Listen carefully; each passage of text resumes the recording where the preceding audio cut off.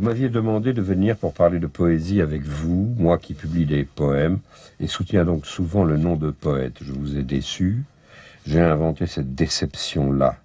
À votre question, qu'est-ce que la poésie, vous attendiez un oracle rompu ou une confidence monotone. Il y eut du silence dans la pièce.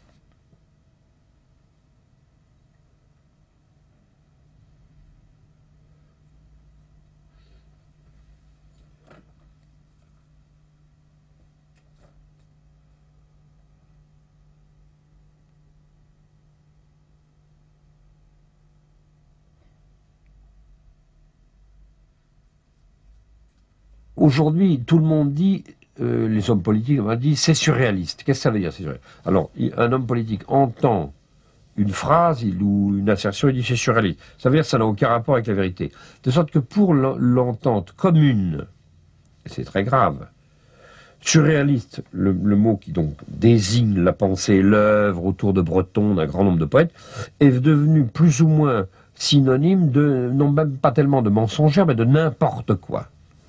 Alors, dire « je vous donne la vérité en poème », c'est une manière de dire non, même le surréalisme est une affaire de vérité. C'est-à-dire, en tant que poésie, le poème de Breton cherchait sa justesse. Car bien entendu, quand Breton parlait dans Fata Morgana ou ailleurs de l'amour, il ne pensait pas dire n'importe quoi de l'amour. Il pensait donner lieu à des, non pas des vérités scientifiques, mais donner lieu à de la vérité de l'amour. Il n'y a pas d'un côté un langage scientifique qui serait aux prises avec la vérité scientifique, ailleurs un langage philosophique qui parlerait de l'essence de la vérité, comme un titre fameux de Heidegger, et puis que avec la poésie, il ne serait pas question de vérité. Autrement dit, c'est une manière de dire la vérité. La poésie pense, elle essaye de penser bien, c'est-à-dire de penser ce qui est vrai. Elle a donc un rapport à la vérité. Il est question de vérité. Mais alors, la question de vérité, qu'est-ce que la vérité? Qu'est-ce que la vérité en poésie? C'est une manière de lier le poème à la phrase, c'est-à-dire à la proposition en tant que jugement au sens de la logique. Le jugement au sens de la logique.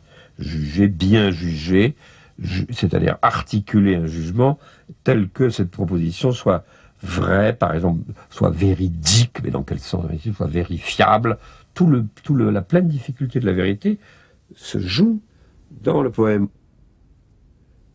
Et il ne suffirait pas que je dise à celle-ci, fais comme si tu m'aimais, montre-toi, montre-moi tes dombes, ton rein, tes scènes, ton nombril, comme Ronsard faisait son chant de son chantage, pour de l'argent, le sein des seins, la toison de cendre, le centre de la terre, faute de toi les mots ne s'assembleraient pas, fais ma croissance, sans tes pores le pli n'est jamais pris, je ne peux même pas sans ton échine, ton antenne, dire le temps sans la clepsydre de ton sang.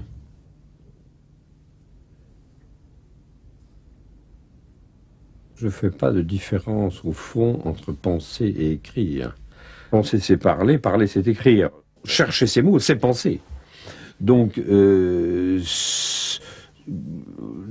finalement, et dans l'ensemble, je ne pense pas du tout qu'il y ait un rapport du type illustratif entre un écrit qui serait posé là et une pensée qui aurait été antérieure.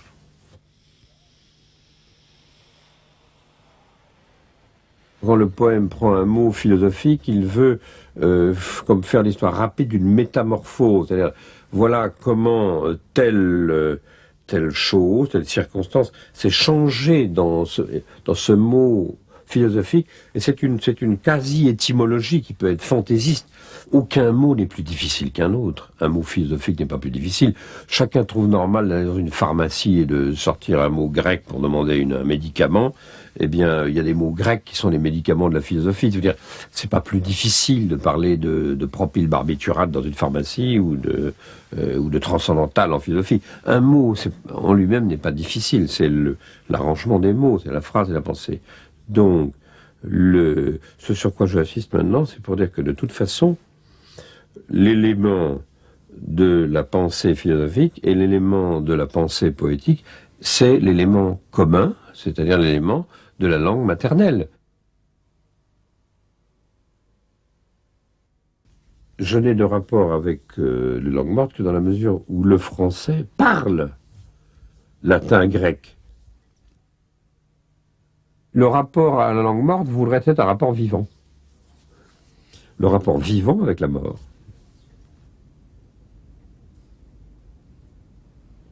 Enfin, de toute façon, le poème se fait avec des mots entendus, des phrases qui sont là et des poèmes qui sont appris. Donc, le relais de la mémoire à l'intérieur d'elle-même.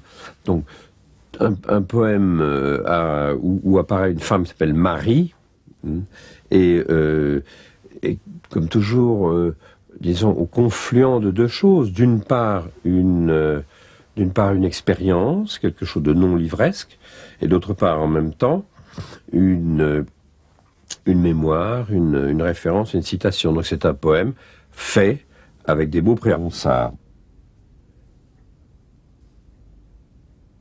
Marche qui déplie l'espace plié comme un livre d'enfant, disjoint la plat et le droit, la mare et son talus, la mer et sa falaise.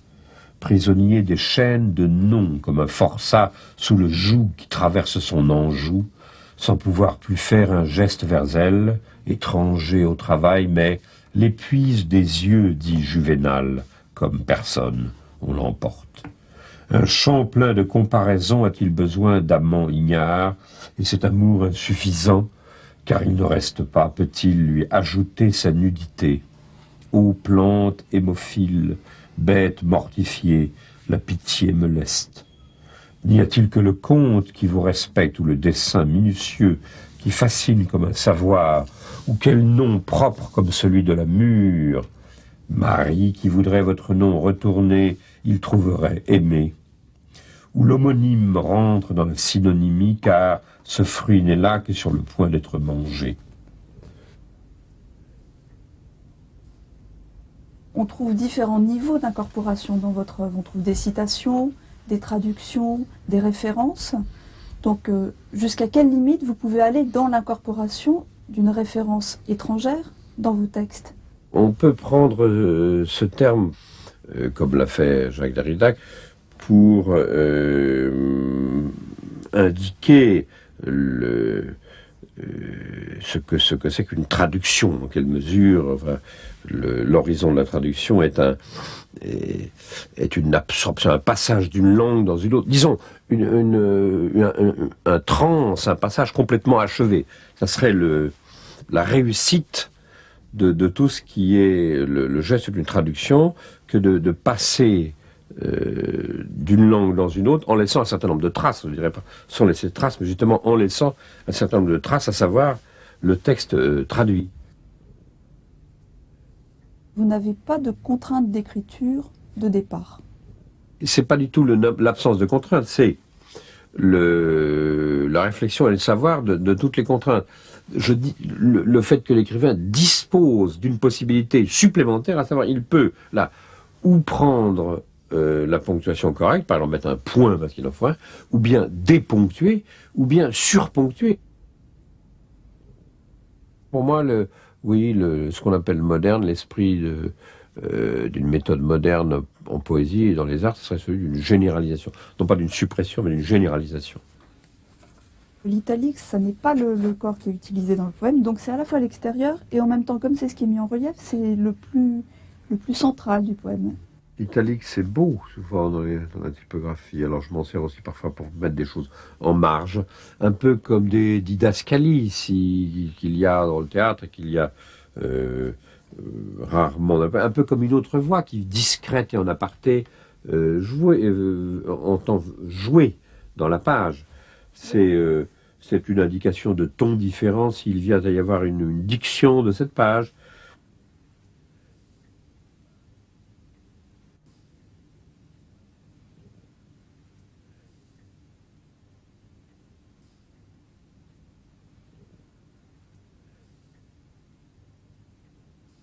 Une division intérieure du sujet d'énonciation, comme une sorte de voix intérieure autre, sera marquée par une italique qui appartient, si l'on veut, au monologue. Donc il y a un côté dialogique, mais quand même, ça renvoie au monologue, en quoi consiste le poème. Tout ce qui consiste à présenter un texte qui commence avec 3 petits points et qui finit avec 3 petits points. C'est-à-dire comme si le texte faisait partie d'une narration. Quelque chose s'enlève de plus distinct, c'est ça que ça veut dire. Comme si, au fond, on vivait sans arrêt sur un fond de rumeurs, de langage des autres qu'on pourrait entendre, de citations qu'on pourrait faire, la rumeur de l'histoire, si vous voulez.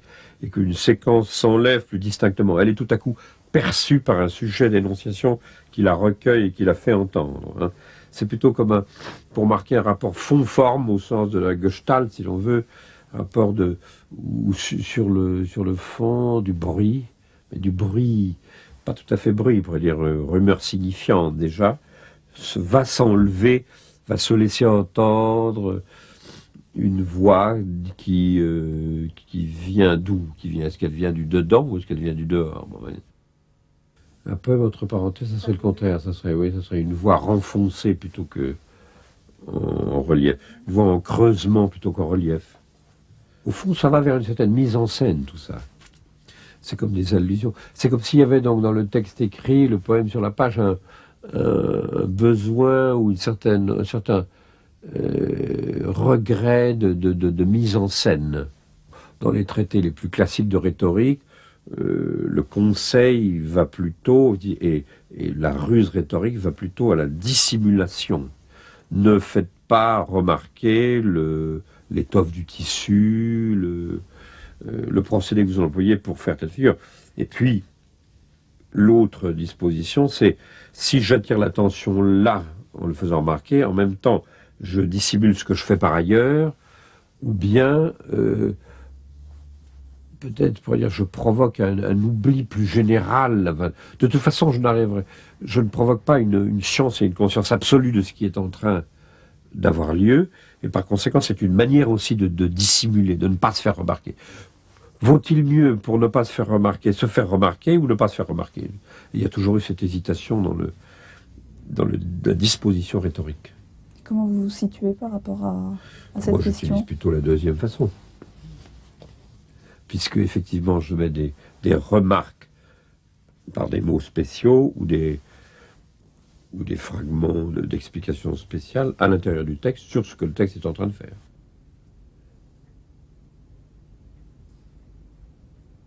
Tout se passe comme si c'était le roman qui pouvait accueillir disons des usages syntaxiques populaires d'aujourd'hui, et que le poème continue à être frileux à cet égard. Il y a Apollinaire, donc au début du siècle, on lui fait mérite, il se fait gloire aussi d'être accueillant au parler multiple. Et je suis en train de me demander si aujourd'hui, il y a un tel accueil dans la poésie. Le fameux Rue Christine d'Apollinaire, où il y a des bribes de conversation, ça, il le fait rentrer dans un poème. Alors, le souci de faire entrer dans le poème des différents types de parler, différents types de bruit du monde aussi, de rumeurs, c'est en tous les cas un souci.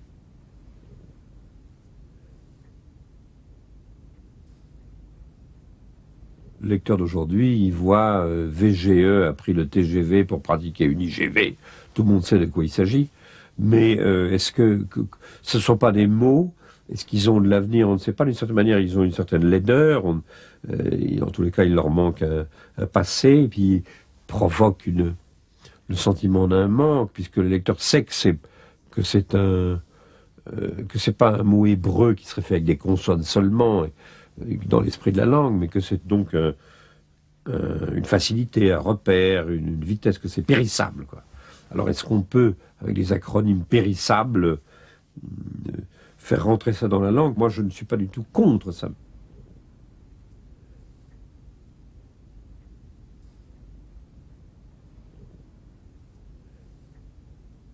C'est entre nous, l'air entre les mains, salut, et la main entre les saluts, et le salut pur intervalle, rien avec rien jouant à s'envoyer la belle apparition. L'arbre éclaire les tempes du ciel, le cheval engloutit la source, la couleur prend sur les animaux, laissant l'homme. Ma vie, le mystère du comme, puis l'ombre se fait lumière. Avec la comparaison, il s'agit de dire que une chose ne vient à elle-même qu'avec des autres, avec ce comme quoi. Aussi, on joue un peu sur le comme dans sa valeur fantaisiste, sa valeur d'accompagnement, c'est la valeur de la préposition latine cum, cum, qui se lit et s'entend comme. Quatre coins, saute-mouton, synecdoque, grand soleil, premier quartier. La question finale, qui peut être dite sur un ton ironique ou furieux ou mécontent, ou bien sur un ton neutre, prise au sérieux comme question, est-ce que tout ça peut être appelé comparaison? Mais je peux le dire, vous appelez ça comparaison, comme dans une altercation dans une boutique, vous appelez ça une écharpe? Ou bien, donc déjà la voix indiquerait qu'il est impossible de faire rentrer ça sous la comparaison, ou bien, comme une interrogation au fond neutre et une véritable question, peut-on appeler ça comparaison? Toutes ces figures qui se prêtent entre elles à un jeu de se traduire l'une dans l'autre, c'est-à-dire d'offrir leur valeur de comparant pour des autres, est-ce que tout ça peut, c'est une question sérieuse, rentrer sous le titre général de comparaison? Un des grands topos dans lequel la poésie se prononce son propre éloge, c'est le topo de la navigation, puisque la navigation consiste à affronter immense, ce qui n'a pas de mesure, l'immense, le démesuré, apeiron, disaient les Grecs, c'était justement l'océan, avec quelque chose qui est bien mesuré, qui fait par exemple 2,80 m ou 6,23 m, peu importe, qui est le bateau. Donc c'est un maître qui affronte, et pour affronter le démesuré. Oh que ma quille éclate, oh que j'aille à la mer. C'est un poème qui nous le dit, poème qui reprend le topo de la navigation poétique, de l'éloge du nautonnier, de la fragilité de l'esquif poème. Or, le bateau, pour être ivre, doit ne pas faire eau de toutes parts, doit demeurer distinct de l'élément qu'il affronte, parcourt, invente, demeurer bien assemblé pour affronter selon sa loi le parcours dans l'étrange. Et en l'occurrence rimbaldienne, dont le vœu d'éclatement ne détruit pas la membrure du poème, celui-ci demeurait ajointé en lame bien parallèle, en lisse de quatrains dodécasyllabiques.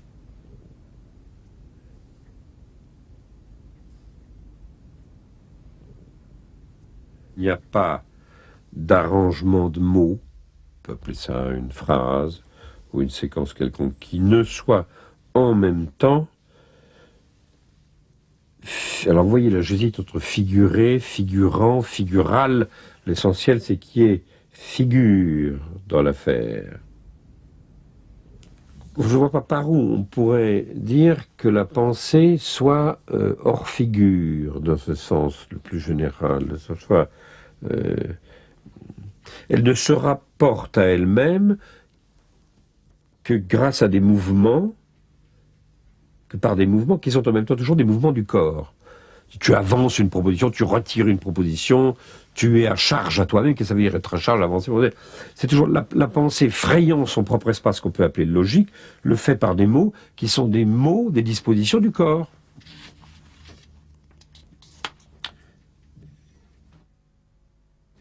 Je te tiens par le sel, par le ciel. Je te tiens par les pics, par l'aspect. Tu me tiens par les pics. Je te tiens par le had, tu me tiens par le par. Je te tiens par l'accent, par le muet. Tu me tiens par le rite des galets, l'applaudissement des rives. Je te tiens par le char de Poséidon. Je te mens par le tu me mens par le je. Vous dites toute chose cherche à accéder à sa figure. Oui, ça c'est dans un autre sens peut-être de figure, ça veut dire à sa pleine visibilité. Ça veut dire au fond quelque chose comme ce qu'on appelait autrefois la beauté. Ça veut dire cherche à monter vers un comble d'apparition, vers un comble de donation à une perception,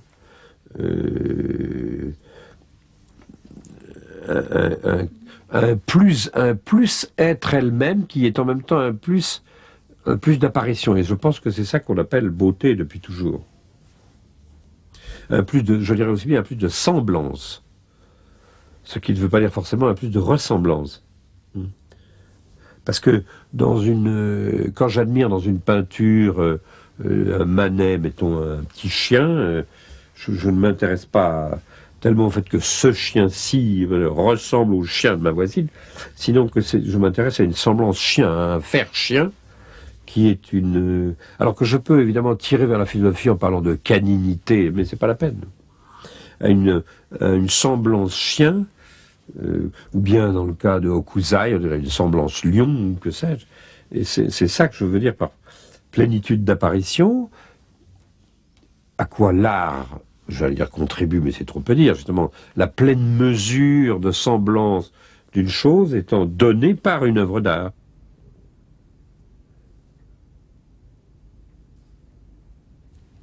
Relever le paysage. Bon, alors il y a un motif qui paraît être un motif simple de description, de topographie minutieuse, et au passage, je n'oublie pas ma propre fascination par le dessin, à la fois pour les choses minutieuses à relever, que je faisais quand j'étais petit, dessin, et aussi pour Albert Dürer et la minutie de l'eau forte et de la gravure, ou plus près de nous pour Hopkins, le grand poète anglais, dont on a des dessins d'herbes, de touffes d'herbes, ce besoin, au fond, d'aller vers un détail minutieux, inépuisable, qui fait comme s'il était porté par une confiance captatrice.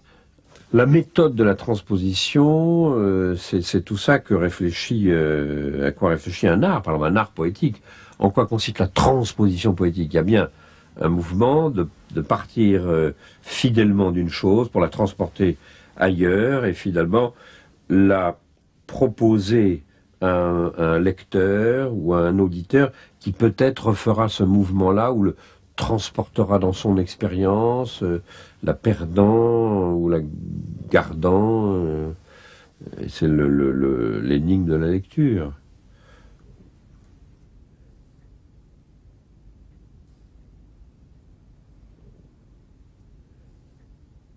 Quand un titre est réussi, il doit pouvoir valoir pour un autre poème, éventuellement pour tout un recueil de poèmes, et éventuellement pour toute la poésie. D'une certaine manière, l'exercice qu'on appelle de poésie pourrait s'appeler, dans son ensemble en général, détail et agrandissement.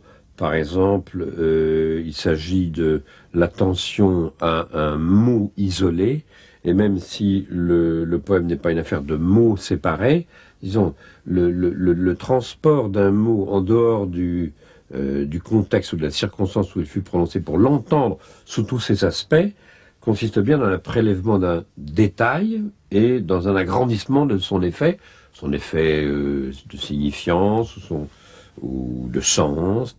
Les titres, si on les sépare, si on les isole des textes, racontent une histoire à eux tout seuls.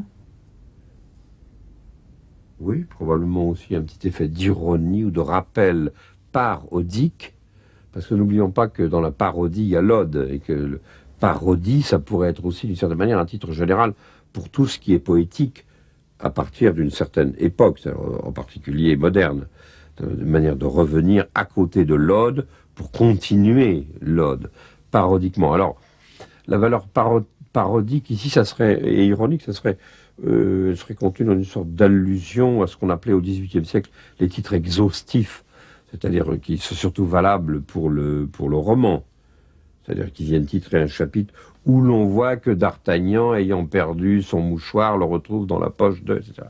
Donc une petite narration. Il s'agit toujours au fond, de condenser et de résumer.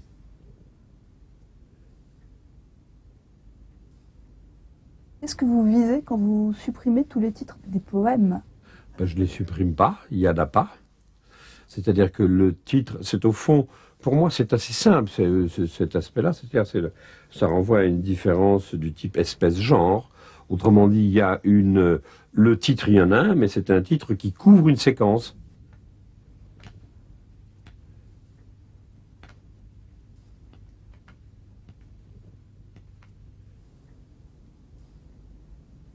On pourrait imaginer une énorme page, grande comme un appartement. Ça serait une seule page, où serait écrite avec les blancs convenables à la suite ces poèmes qui appartiennent à la même expérience et à la même séquence chronologique. Donc c'est le caractère d'une seule page, pour abolir la séquence, aussi pour interloquer le lecteur, le perdre en quelque façon, ça fait un peu labyrinthe. On a aussi des titres plus longs que le poème lui-même. On peut augmenter le titre qui vient titrer le poème. Après tout, ça serait comme un verre d'alcool dont il ne resterait plus rien, sauf que le titrage de l'alcool serait très puissant et puis la quantité d'alcool serait très faible, pour prendre une comparaison de cette façon. Le titre vient titrer le poème et puis la copiosité du poème serait minime. Un fort titrage sur peu de matière. Chaque après-midi maintenant, je dois écrire un livre. Il dépose les titres. Dépôt de titres. Autobiopoïèse, forlignement, actions éteintes, premiers outrages, spasmodie, comme quoi, hanté, allélique, brisant, cornu, amphisbène, les articles, abréviation usuelle, les affaires courantes, figement, serait écrit, et puis mourut. Votre réflexion sur les titres vise donc la fragmentation. Il faudrait repartir de ce qui a été travaillé sous le nom d'absolu littéraire par la Coulabarthe-Nancy, c'est-à-dire le moment, à la fin du XVIIIe siècle et au début du XIXe, en pensée allemande surtout, où la question se pose de la capacité d'infini du fini, ou comment dire ça, d'une capacité d'absolu qui serait, ou d'infinitisation, ou d'illimitation, qui serait augmentée par la fragmentation même.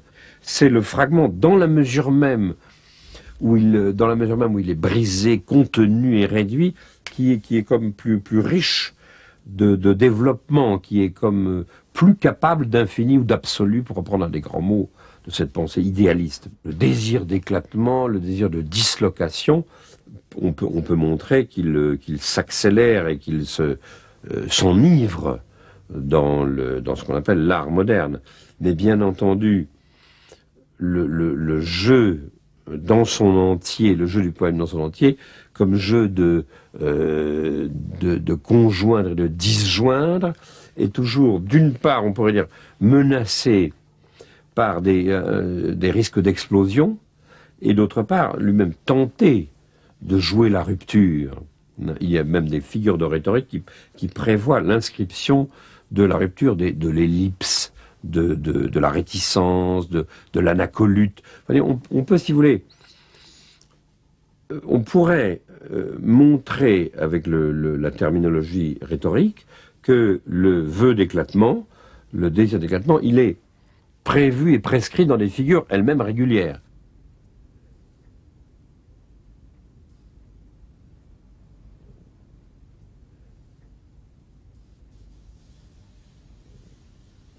Quand on parle de partie et de tout, quelle est la partie la plus petite jusqu'à laquelle vous pouvez aller dans un livre? La brique avec quoi on fait le mur, c'est quoi?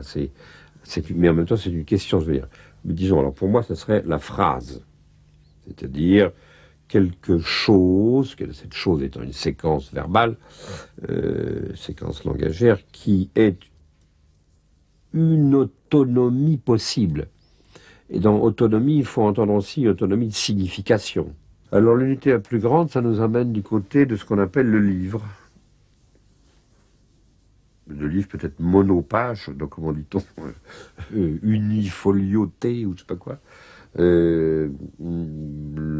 L'unité la plus grande. Il y a tellement d'exemples qu'on ne sait pas par où commencer. On peut penser tout de suite au Cantos d'Ezra Pound et puis la remontée à Dante. Alors, cette unité, ça peut être celle des centaines de pages, des 3 chants. Enfin, c'est la complexité de l'œuvre. Le problème avec un livre, et surtout dans le cas de poèmes, c'est qu'on sait quand ça commence, on ne sait pas exactement quand ça finit. Une page on peut toujours en ajouter une. Donc le problème devient à quel moment est-ce que cet ouvrage, cette séquence qui est aussi du vécu, une séquence chronologique dans sa vie, est relativement bouclée sur elle-même. Alors, pour que la mesure soit donnée dans l'accomplissement, disons, extérieur, page 322, fin, il faut évidemment qu'il y ait un bouclage intérieur. Ça veut dire qu'il faut que l'appartement soit fait. Il faut donc qu'il y ait un dedans relativement distinct d'un dehors, un dedans du livre relativement distinct d'un dehors, et le dedans d'un ouvrage livresque ne peut être donné que par sa complexité de composition.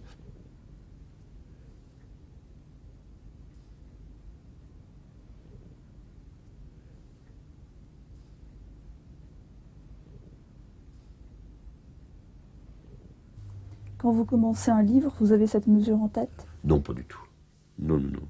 Ça vient plus ou moins bien, chemin faisant. Pour ce qui est du travail poétique, il n'y a pas, et dans mon cas, à la différence probablement de celui de Dante, il n'y a pas de volonté de construction et de grand dessin d'une œuvre qui, à la fin des fins, ramasserait tout dans son unité. C'est donc plutôt, un peu comme pour l'expérience de la revue, c'est plutôt dans la forme de l'ajout, de ce qui s'ajoute et qui s'appartient, mais qu'il faudra que seulement la rétrospection pourra réorganiser ou reconstruire. De même que Paul Valéry aimait dire que le poème, ça veut dire l'écriture poétique, consistait en une hésitation prolongée entre son et sens, la formule dont je me sers, qui est une quasi-citation, une exploitation de Valéry, consiste à dire que le poème aujourd'hui, ou l'écriture du poème aujourd'hui, puisqu'il est scient et conscient d'avoir à sa disposition des différences entre poème en prose, enfin disons en remontant, poème versifié, classique, poème libre et poème en prose, il joue de ces trois possibilités et la chose poème et l'hésitation entre ces trois. La différence philosophie-poésie, encore une fois, est presque la même que la différence prose-poésie. Le poème joue toujours la vitesse, la brièveté, donc le transcours rapide, là où le roman prend un autre temps par ses phrases, prend le temps d'appeler les choses plus longuement, de mettre des noms dans des séquences plus larges. Vous comprenez? C'est une différence de rythme, au fond. Mais donc le poème, pour reprendre une de mes formules, se prive de ce que fait le roman, mais en sachant qu'il s'en prive, il fait comme le roman à ce moment-là.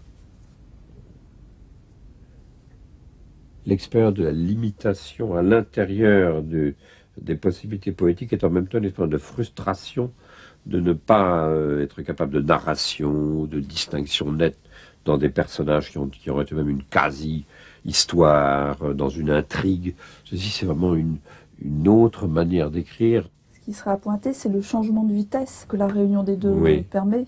Oui, puisque le poème a laissé tomber de lui, au cours des siècles, le côté didactique. Parce qu'en même temps, on parle toujours d'un état historique de la poésie. On n'écrit plus non seulement le poème épique, mais on n'écrit pas non plus le grand poème lucrétien, c'est-à-dire le poème du savoir. Donc, quand on parle de poésie aujourd'hui, on veut toujours dire en même temps une certaine restriction du poème qui n'est plus ni tragique, ni épique, ni didactique, mais qui est un poème lyrique où un sujet perceptible est aux prises avec sa difficulté d'être. Il y a une monotonie actuelle de la poésie, au moins en ceci qu'on entend par là poésie lyrique, et donc la différence est devenue une différence entre des auteurs.